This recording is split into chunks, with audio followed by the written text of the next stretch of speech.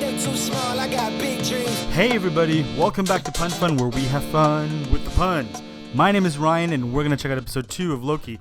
If you have not yet seen episode 2 of Loki, please be sure to do so, as there are major spoiler alerts ahead.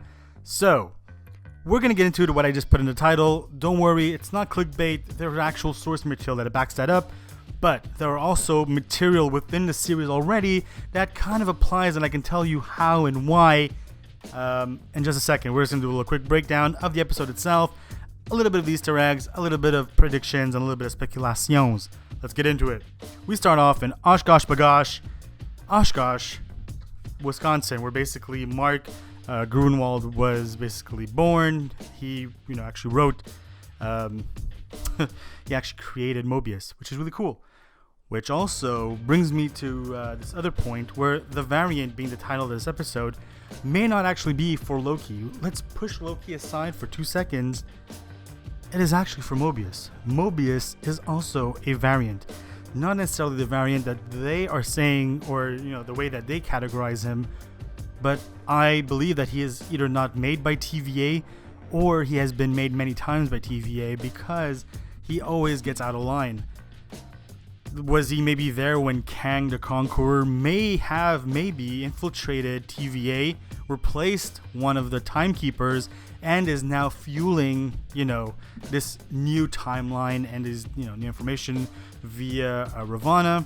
We don't know. Is it maybe a solid theory? We don't know.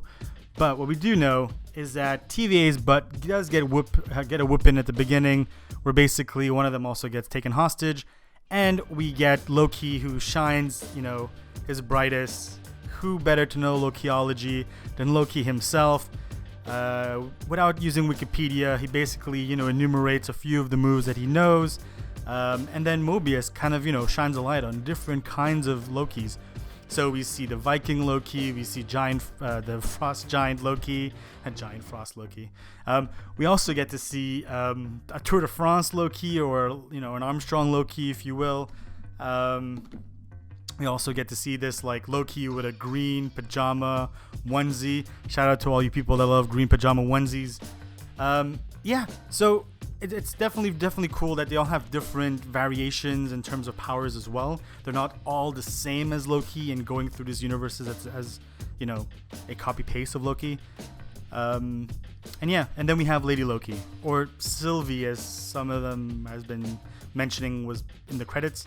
So anyways, we'll call her Lady Loki for now. That's kind of the one that I know within the comic books, within Agent of Asgard, or within where Ragnarok takes place, and Loki kind of goes within a female vessel, which basically is Lady Loki. Anyways, let's push forward. We're going to talk about a bit of the mind control thing too. Loki used the Mind Stone to basically have mind control, and this Lady Loki figured a way, either through her magic or is using some kind of spell. Because also Wanda, the way it infiltrates their mind kind of resembles the way it infiltrated the minds of was it C-15? I want to say C-15. Anyways, it infiltrates that agent and onto Randy and everybody else afterwards. What's cool is that there's this obsession with control. Basically, throughout any kind of Loki, they want to be basically right, in control, and in power. Anyways, we get into TVA, where we see the structures obviously within the office. We see this Kang the Conqueror version statue behind Ravonna and the two others on the two other sides, where we see an exchange between Mobius and Ravonna. Mobius doesn't place his drink at the right place, which brings up a lot of questions. TVA has a crap load of posters throughout the place saying that you need to be tidy, organized, and everything that Mobius is not doing. Mobius is defying this in his own little way, kind of his little rebellion. Who's to say that he hasn't defied them before? And that is why these posters are up, to remind everybody to, know their place, but also how to react and how not to recreate what may have happened once before. That may have also been why they created Miss Minutes, to, make sure that everyone stays aligned. Anyways, that's just a speculation. what we do know is that he does move his, puts his cup where he doesn't remember being put. We also know that he remembers being created by TVA, but doesn't know when. Kind of, he was just put on this, not Earth, but this place, and just started working. This was his life. This is all he's known. However, we do know within the comic books, Mobius has clones. So it's not that once he dies, there's another one that pops up, like that episode of The Simpsons where Homer dies and there's a bunch of Homers that pop up. In this case, it's really his partners or even his junior partners. They're also Mobius's or Mobi's.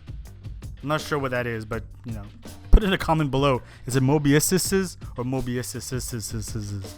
Anyways, what we do know is that there is another agent, which I would also think is Mobius to some degree, or again another clone of himself. Which is weird is that they never see each other, but then again, it is a place that plays with time, I guess place as well. They can definitely, calculate when one comes in, one comes out, and when they interact. Again, this is a very powerful place. They can control basically anything with, displacing time. And anyways, I'm not going to get into that. I've made my peace. I've spoken to somebody about that. We're not getting into that kind of, debacle. What we do want to mention is that Mobius is not like the other characters within TVA, or not like the other employees or people that inhabit TVA. Him himself is very humane. So even when he interacted with the kid in the beginning, he makes this little stick figure hologram thing and says, come save me. No, he basically shows the character, doing this little dance. The kid is, bewildered and trusts him and explains or shows him what he receives and everything. Also, when there was the time at Roxcart, which shout out to Rexon, who basically is a big, capitalist type, company within Marvel Universe, who now has some, version of a Walmart, which I guess would be very logical to some degree. I mean, now there's a lot of... Anyways, we're getting off track here. Cool Easter egg right there. But he tells the agent, hey, take it easy. Like, these people have been through enough, or will be going through hell, if anything. Just take it more... Be gentle with them. And nobody else within TVA has been this way. It's really just him. He also defies them in a way that he also removed Loki straight out of the court. They were all like, what are you doing? This is against protocol. But he went ahead, took Loki out of the courtroom. He also dreams about owning a jet ski. I know right now everyone's like, yo, by the end of this series, he must ride a jet ski, or at least say wow. But I mean, besides all that, he's like even allowing Loki to do what he did. Because I know for a fact that I'm pretty damn sure that he allowed Loki to steal his time winder thingamajig to do what he had to do, find out, all of this and how to be a better person in order to, help him find him to help himself basically meet the timekeepers. Yeah. So my take is there is definitely a rotation of clones. If not, he has battled before, had lost, or figured out that Ravonna is working, for the crooked side. Or my last, and this is probably like the most like out there kind of theory, is that he may be an older Loki. So he is a variant of Loki that may have a shape shifting, spell on himself that's trying to help the other Loki, take on her plan, get an inside, information. Again, he said, whoever is good, I forgot what the saying was, but being an adult, whoever is bad, there is some good, and whoever is good, there is some bad.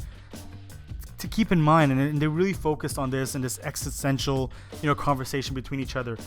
We definitely need to take more attention to Mobius. This episode was kind of dedicated to him, and I would think the word variant also was dedicated to him.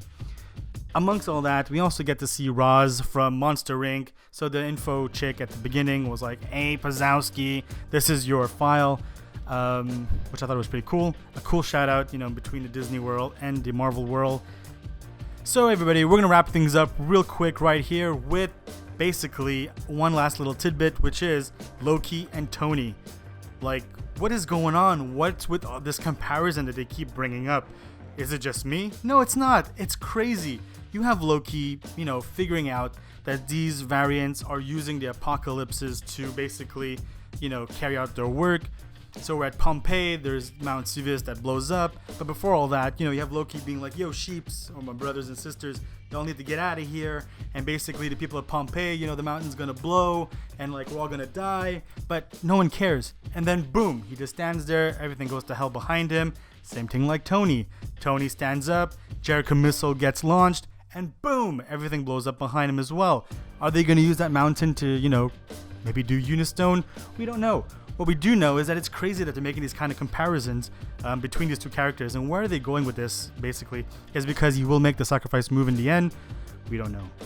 What we do know, and this is where I want us to have this little one-on-one, is basically, let's put Loki aside for a second. Like, we know he was able to, dry himself off and be, duplicate, basically, who he is, 10 steps ahead. He was already tricking them from the get-go, doing his own little thing. And again, he knew that they wouldn't be able to track him because there was already a apocalypse already happening. They would have never figured it out from the get-go because this is something that he foretold, that they can do whatever it is they want, but they will never be able to see it because of these crazy events afterwards. Anyways, again, let's put Loki aside. Let's talk about Mobius. Mobius. Is he a clone? Is he a Loki with a long-term plan to help the other Loki from the outside, or maybe has shape-shifted? Who knows? Maybe it's a Skrull. I don't think it's a Skrull though. I mean, they have empathy, there's compassion like humans do. I guess Skrulls also have that emotions too, so it could be. Anyways, be sure to leave in the comments, what are your thoughts? Am I crazy?